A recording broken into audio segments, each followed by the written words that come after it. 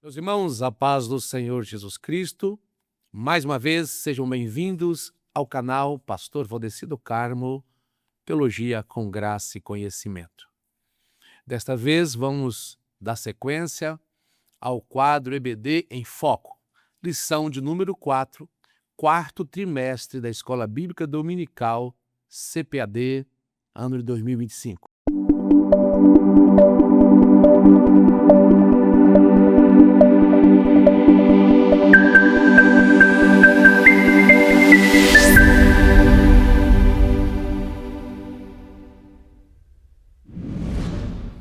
A lição que vai ser estudada essa semana, a lição número 4, fala-nos sobre o corpo como templo do Espírito Santo. 3 tópicos, 3 objetivos. Então você tem que aproveitar, você que é professor, no primeiro tópico, levar os alunos a compreender que o nosso corpo pertence a Deus. No segundo tópico, vamos comparar o corpo como um tabernáculo. E no terceiro tópico, conscientizar e mostrar a responsabilidade de manter o corpo em santidade diante de Deus e também manter o corpo com práticas saudáveis, disciplinando-o na alimentação e em atividade física. Uma lição espetacular. Primeiro tópico da lição, corpo como propriedade da habitação divina. Aqui que nós vamos entendendo que o corpo pertence ao Senhor, não pertence a nós. O corpo é do nosso Deus. Ele é a habitação do Espírito Santo.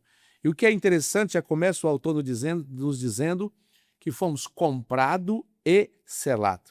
É importante que se faça um aprofundamento aqui necessário, mostrando o que é o selo do Espírito Santo. Selo é uma propriedade, é uma marca. No tempo antigo, o selo ele era algo que dava legitimidade e protegia o objeto a ser entregue, a ser encaminhado para alguém.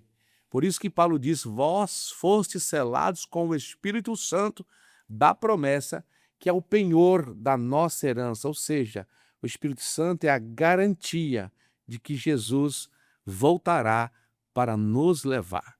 É a garantia de que ele virá. É como se fosse, vou deixar o penhor, a garantia está aí. Esse é o Espírito Santo. E mostra também que nós fomos regenerados e pertencemos a Cristo. Qualquer carta endereçada ou outro objeto tivesse o selo real, ninguém poderia mexer, ninguém poderia abrir. Leva-nos até uma alusão do livro de Apocalipse, capítulo 6, o livro selado, com 7 selos que ninguém podia abrir, somente Jesus tinha autoridade para abrir. Então, o selo é princípio de autoridade. Então, a autoridade divina está sobre nós. Nosso corpo pertence ao Senhor. Nosso corpo é muito mais do que essa engenharia genética que Deus fez tão perfeita. Nosso corpo é templo e morada do Espírito Santo. É importante frisar isso. Principalmente nos dias atuais, né, sempre há um certo prioridade, um certo exagero com concretos, com templos, etc., e um desprezo para com o corpo.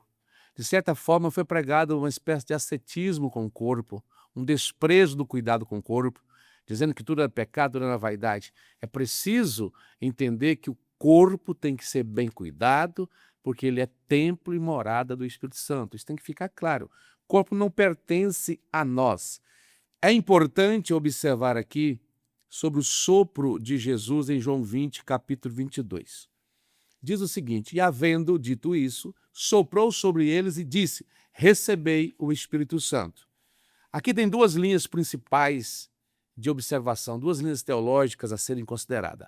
Primeiro, é a linha teológica simbólica. Segundo eles, o sopro foi um profético, uma espécie de antecipação à promessa que viria em Atos capítulo 2. Assim como Deus soprou o fôlego de vida em Adão, Jesus está soprando o Espírito Santo na vida do discípulo, dizendo agora é uma nova criatura, agora você tem uma vida espiritual diferente, é como se fosse um novo nascimento real através do Espírito Santo, aquilo que viria. Esta é a forma simbólica de ver, de observar essa expressão de Jesus soprar o Espírito Santo. Há quem diga também que é literal. Alguns vão entender que eles receberam o Espírito Santo naquele ato, como já uma primícia do que viria, que seria o revestimento pleno de poder. E também simbolizando ao mesmo tempo a nova criação, a qual, assim como Deus sopra no homem o fôlego de vida, Jesus está soprando agora o fôlego não de vida que ele já tem, mas soprando sobre eles o Espírito Santo, que daria uma vida espiritual, daria revestimento de poder, que estaria com ele, algo que seria concretizado no dia de Pentecostes, ou consumado no dia de Pentecostes. Inclusive o Raymond de Brown, uma autoridade no Evangelho de João, ele é bem claro ao afirmar sobre isso, embora haja uma conotação simbólica apontando para o Pentecoste e uma alusão ao sopro que Deus faz no homem quando o forma em Gênesis capítulo 2, versículo 7, soprando-lhe o Espírito de vida. Jesus está soprando o Espírito de vida agora para o Espírito Santo. Jesus está dando sobre eles, para eles, o Espírito Santo que está dentro deles, que estará com ele todos os dias. E dentro dessa questão, antecipa aquilo que viria no dia de Pentecoste. O Pentecoste torna-se o cumprimento claro da manifestação do Espírito Santo sobre a vida deles. Assim como o selo é a marca da salvação do ser humano, o Espírito Santo é a confirmação de que eles estão revestidos de poder. Tanto o selo como garantia de que pertencemos ao Senhor, temos também o revestimento do poder na vida dos crentes que estão trabalhando e que fazem parte da grande obra de Deus, são capacitados por Espírito Santo que está dentro de cada um de nós. É importante observar o que o autor chama a atenção aqui. Os discípulos, eles tinham a presença do Espírito Santo com eles, mas depois passaram a ter o Espírito Santo dentro deles. Está morando, residindo com o homem. O Espírito Santo, então, está dentro de cada um de nós, sendo nós, então, o templo desse Espírito. Isso é muito importante observar, levar em consideração, entendendo que nós somos a habitação do Espírito Santo. Então, sopro, símbolo de uma nova vida, anúncio da futura habitação que o Espírito Santo passa a fazer em cada crente após a grande manifestação ali no dia de Pentecoste. Isso foi consumado, inaugurada a igreja. O Pentecoste, que representa o cumprimento de toda a promessa de Cristo, de que não ficaríamos órfãos, que estaríamos conosco, o Espírito Santo, que está habitando em nós e, ao mesmo tempo, selando cada crente nessa nova era que nós estamos vivendo, a era da igreja. Então, a igreja é selada e é capacitada pelo Espírito Santo. O selo é a marca da salvação, é o testemunho interior de que nós pertencemos a Deus, que somos dele, porque o Espírito Santo testifica com o nosso espírito que somos filhos de Deus. E a garantia de que nós fomos adotados como filhos. E também o autor nos chama a atenção, já que nós fomos comprados e selados, é preciso que haja, então, uma vida de santificação. É preciso que nós possamos viver uma vida santa, livre do pecado, livre da influência do pecado. E Paulo recomenda isso também, acerca da santificação. Por isso precisamos usar de todo o nosso conhecimento bíblico, de nossa vida de devoção, nossa experiência com Deus, para santificar a nossa vida e vivermos, de fato, separados do mundo. No processo da santificação, embora a gente entenda que haja estágio da santificação, primeiro é a santificação posicional, que nós somos declarados santos no momento que passamos a ser salvos em Jesus Cristo. Depois nós temos a santificação progressiva, ou seja, continuaremos nos santificando todo dia. E, por fim, a santificação plena. A santificação plena só ocorrerá por ocasião que nós formos revestidos da imortalidade, nossos corpos transformados ou ressuscitados, aqueles que já partiram em Cristo. E a vontade de Deus para conosco é que todos nós sejamos santos, que todos nós estejamos separados do pecado, que todos nós possamos viver uma vida em abundante consagração a Deus, separado de toda forma do mal, de toda forma do pecado. Isso é o que Deus espera para cada um de nós, entendendo que o corpo do crente pertence a Deus e por isso precisa ser santificado. É importante observar no segundo subtópico a expressão "não sabeis vós". Essa pergunta ela é retórica. Ela está trazendo justamente uma indagação de forma retórica, que falando do cuidado, daquilo que tem que se evitar, daquilo que tem que se preservar, concernente ao pecado, para que não possa pecar contra o corpo, porque não possa praticar nenhum tipo de pecado, mas principalmente é advertido o pecado contra o corpo. Então o texto da lição é bem claro. Essa indagação feita pelo apóstolo aparece 4 vezes em 1 Coríntios. 4 vezes ele pergunta: não sabeis vós? Os coríntios eram imaturos, eram carnais, já havia sido dito por Paulo que eles eram carnais e viviam em discussões desnecessárias, brigas desnecessárias e precisavam viver em santificação.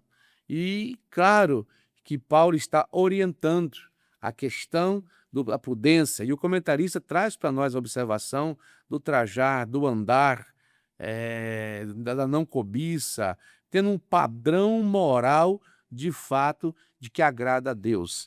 Mas eu quero chamar a atenção para você, se nós temos o corpo como pertencente ao Senhor, é importante observar por que o pecado contra o corpo ele é tão sério. Isso que eu quero mostrar para você, um quadro da consequência do pecado do corpo daqui a pouquinho, para você entender como é tão sério. De preferência, se você puder replicar um quadro semelhante, alguma coisa para os alunos, mostrando como o pecado afeta todas as áreas da nossa vida, isso é importante. Para finalizar o primeiro tópico, eu quero só pegar o que o comentarista está dizendo aqui: propriedade e domínio. O detentor da propriedade deve ter também o domínio. Se eu sou propriedade do Senhor, então o meu Senhor tem domínio sobre mim, ele precisa ter. Se pertencemos ao Espírito Santo, devemos viver sob domínio, como enfatiza Paulo, nosso corpo é para o Senhor.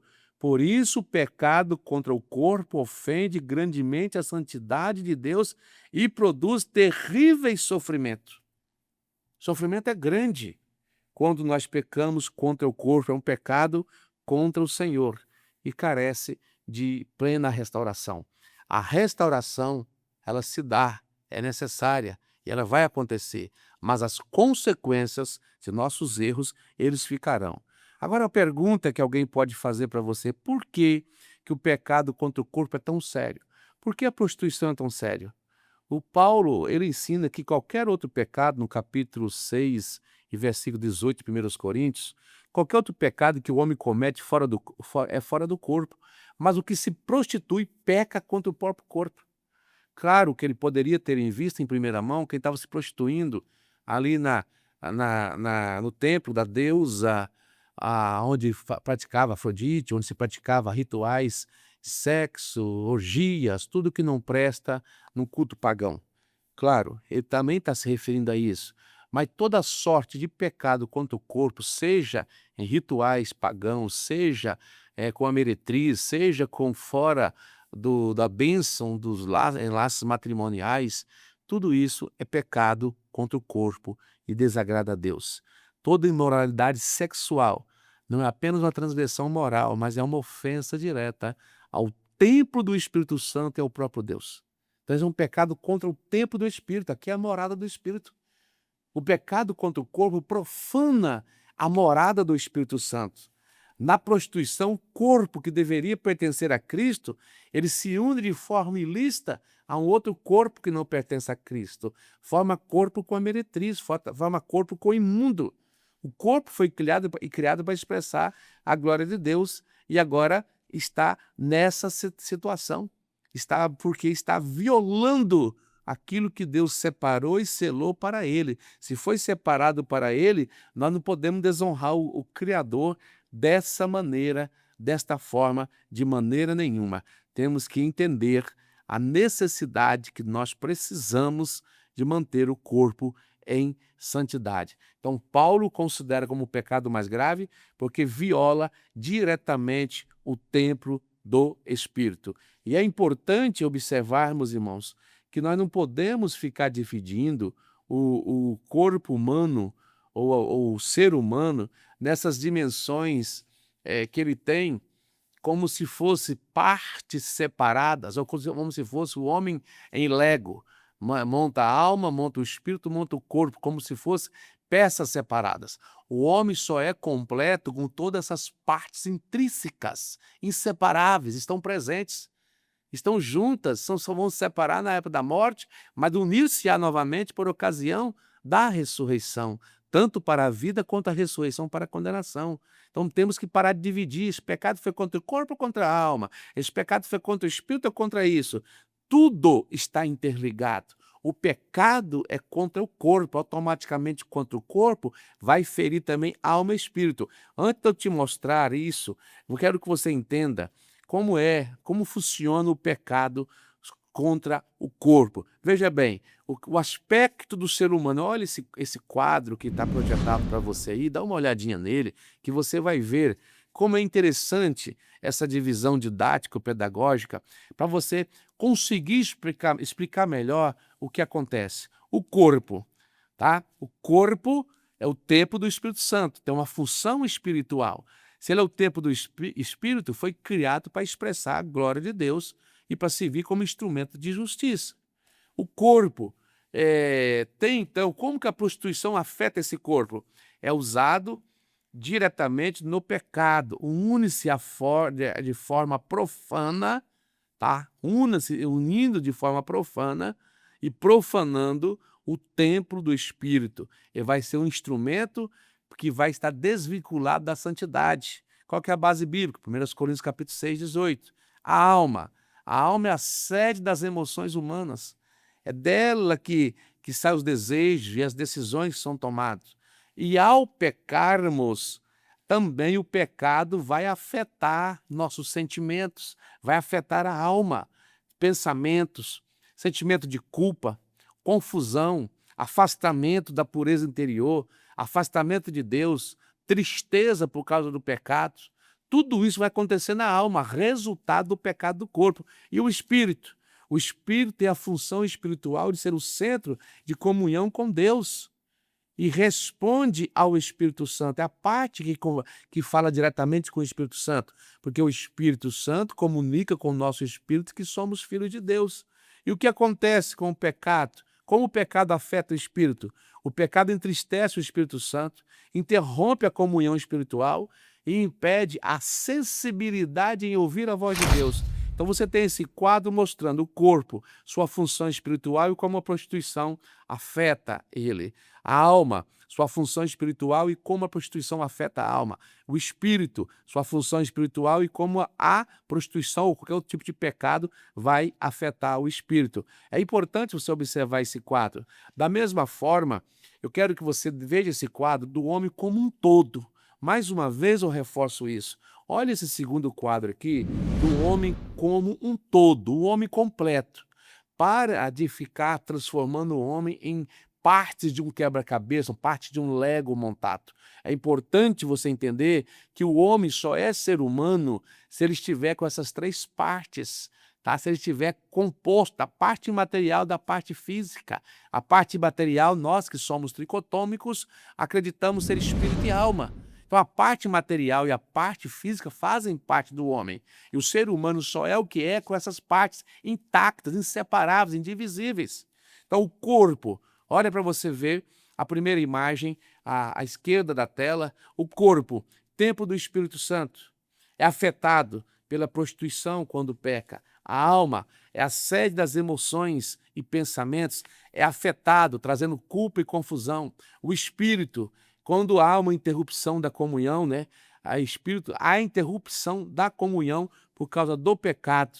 Essa interrupção da comunhão traz prejuízo. Então, esse é um quadro geral para você ver o homem como um todo. Então, todas as partes que compõem o ser humano sofrem por causa do pecado. O homem, ele só é o que é, eu repito, com estas partes pertencendo a Ele, e tanto vão ser beneficiadas com a presença de Deus ou serão prejudicadas com o afastamento de Deus.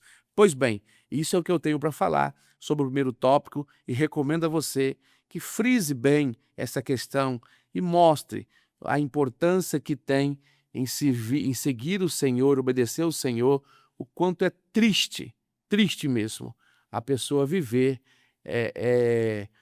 praticando o pecado e quanto ele se afasta de Deus. Por isso, a prostituição, Paulo diz que é um pecado contra o corpo. Vamos para o segundo tópico da nossa lição. É importante agora partirmos para o segundo tópico, o corpo como tabernáculo. O corpo é comparado aqui, numa analogia, ao tabernáculo. Vocês lembram que o tabernáculo no deserto, ele tinha lá o átrio, tinha um lugar santo e um lugar santíssimo. É mais ou menos isso, o corpo é o átrio, o lugar santo é a alma, o lugar santíssimo é o espírito. Podemos comparar desta forma. Então, vale lembrar para você, novamente, a forma de você deixar isso bem claro aos alunos, e que essas questões, quem pecou, foi a alma ou o espírito, foi a alma ou o corpo? Todos nós, toda constituinte do ser humano está em pecado ou está em santidade diante de Deus. Então isso é importante observar. A alma sempre estará ligada à sede das emoções, a alma estará ligada à mente, estará ligada ao coração, ou cardia, como é chamado no Novo Testamento. Muitas vezes até são palavras intercambiáveis, são palavras sinônimas. Muitas vezes usa alma, usa coração, usa mente, representando o interior do ser humano, a parte imaterial dele.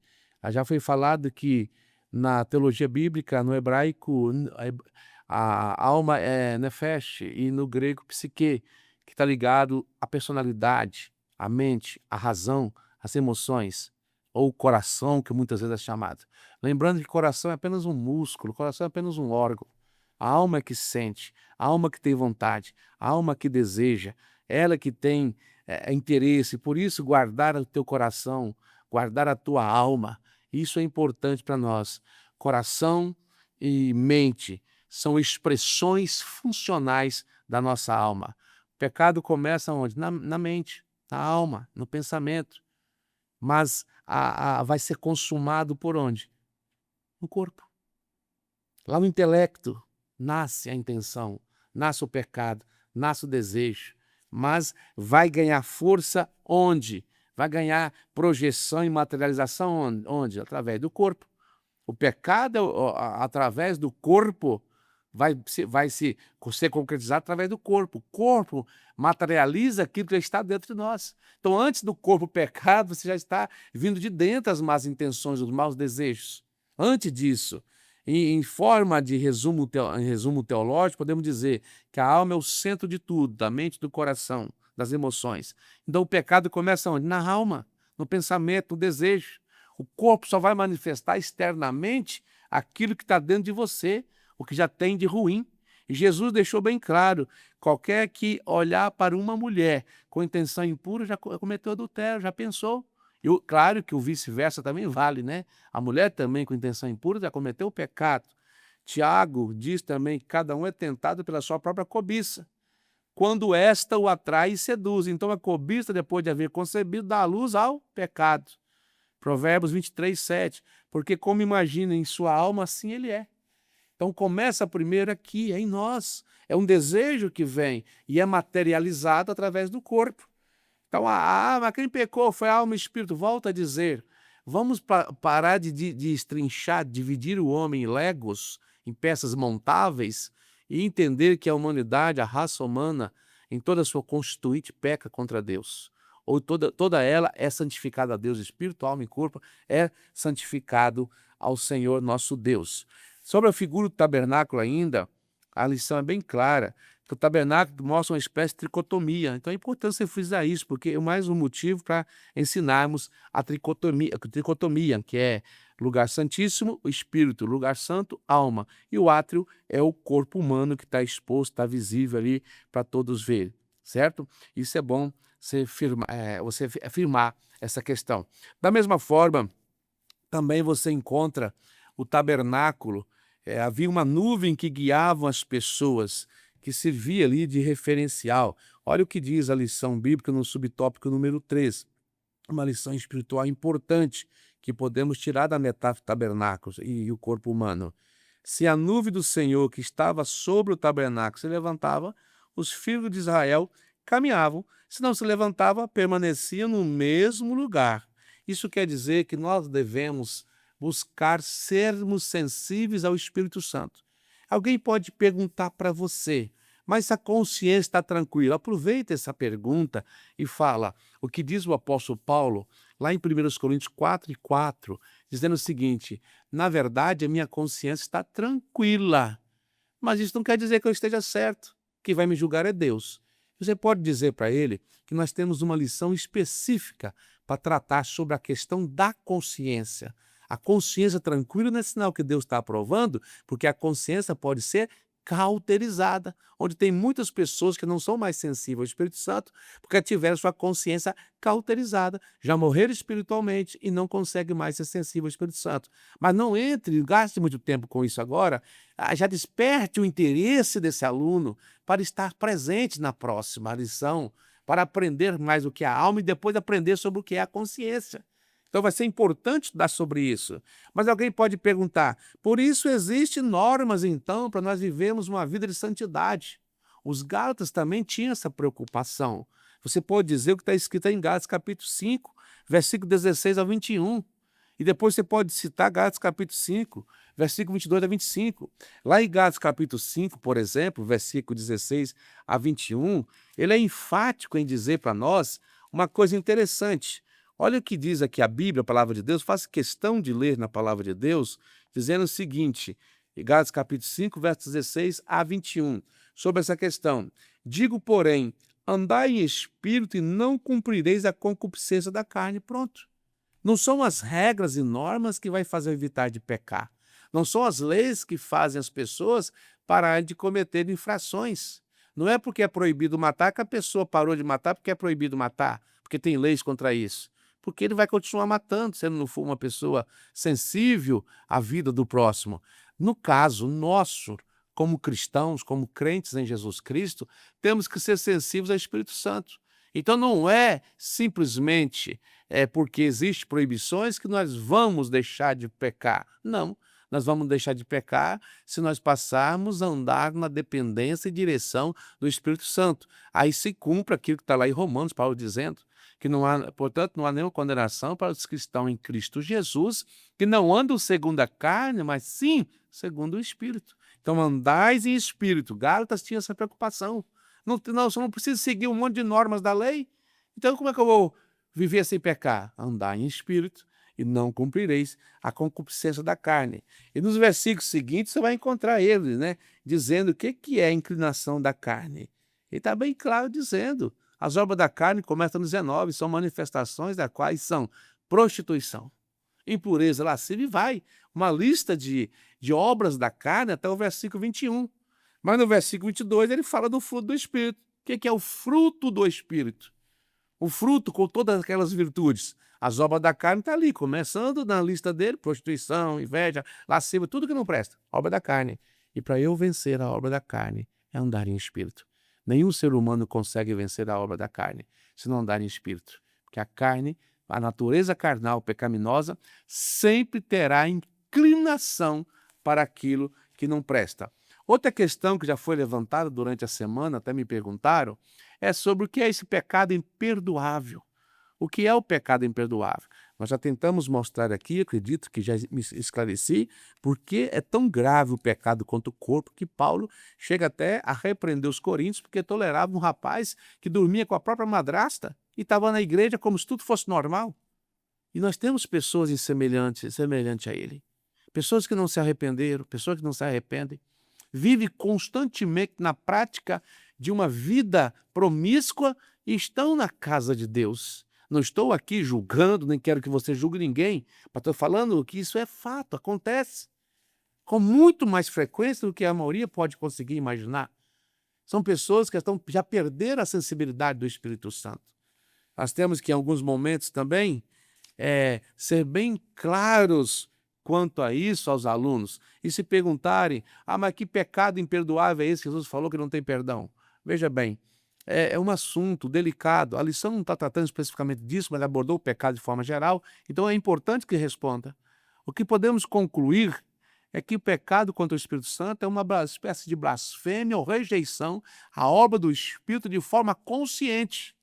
Ah, mas eu estou achando que eu pequei. Se você já pensa que pecou contra o Espírito, é um sinal visível que você não pecou. Porque quando a pessoa peca ou blasfema contra o Espírito Santo, fica bem claro que essa blasfema contra o Espírito Santo não tem perdão. Não há perdão, porque quem blasfema contra o Espírito Santo, ele impede que o próprio Espírito que convence do pecado, da justiça e do juízo, vá convencer essa pessoa do seu erro. Por isso não há perdão. A ação do Espírito Santo não vai mais ser sobre a vida dele. Vamos então para o terceiro tópico. Abordamos bem essa questão, fica bem abordado nesse caminho que eu estou lhe passando, e espero que você tire proveito, aprofunde mais, leia bons livros. Tenha livros de comentários bíblicos, comentário, teologia do Novo Testamento, comentário bíblico, teologia sistemática também é importante para abordar a questão do pecado, a teologia sistemática de Stanley Horton, a teologia sistemática do Wayne Grudem, a teologia sistemática conhecendo as doutrinas da Bíblia, do Neil Pillerman, já até indiquei ele em vídeos anteriores, e você pode ter outros livros também que podem te auxiliar melhor na lição, e comentários bíblicos. Não vamos aqui tratar dessa questão de João sobre o sopro do Espírito, um bom comentário bíblico te ajuda. Vai te ajudar muito a pegar versões diferentes. Eu citei o Raymond Brown, que é um livro enorme, são 2 volumes sobre o Evangelho de João, 2 volumes enormes, é uma referência sobre comentário bíblico, mas existem muitos outros comentários. Vida Nova também tem comentário bom acerca de João, e outros comentários do Novo Testamento vão te ajudar a compreender melhor, para você estar sempre ampliando mais. Terceiro tópico da lição, começando agora, o terceiro tópico diz assim: cuidando do templo do Espírito. Primeiro subtópico, ele fala fugir da prostituição. Já falamos dos males das prostituições. Fugir da prostituição. Afastai-vos da prostituição. Ou da imoralidade sexual, conforme alguma tradução bíblica. Fugir é ir para bem longe. Fugir é manter-se distante.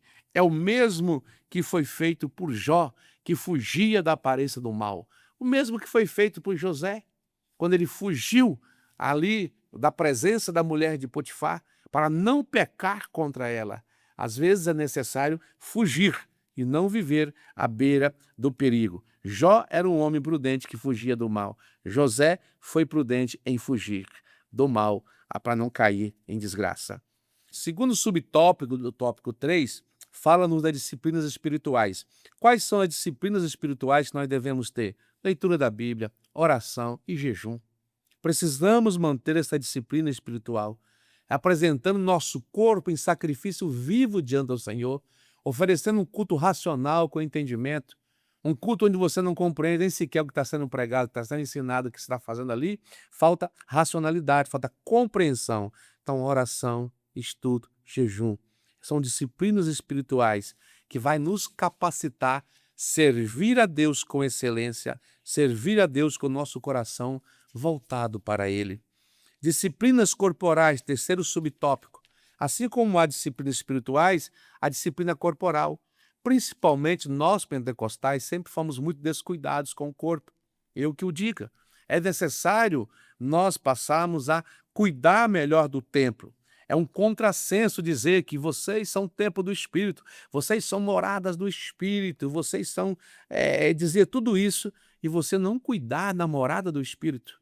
Eu não cuidar da morada do Espírito. Então é necessário que a gente aprenda a cuidar da morada do Espírito Santo, cuidando de hábitos saudáveis, alimentação saudável, exercício físico e também sonos melhores.